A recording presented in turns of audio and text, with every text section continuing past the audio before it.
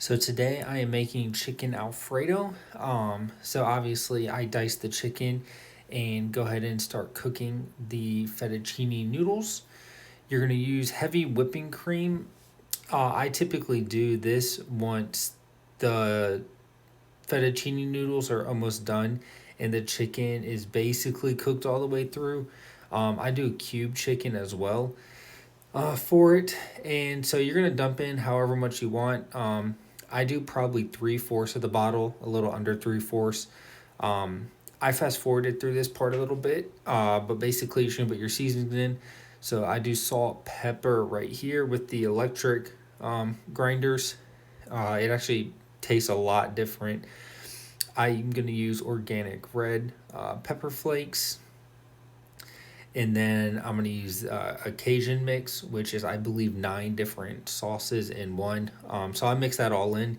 You're gonna want to do it on a simmer basically. So you're gonna want to bring the heavy whipping cream to a simmer.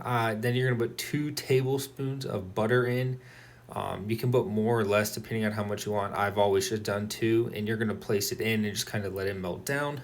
Um, so I let that simmer. It takes about like 5 minutes probably. You can probably do a little bit less, 3 to 5 minutes. But in that time, you drain the pasta. I put butter in the pasta as well, and then dump the pasta in. You're gonna dump the chicken in.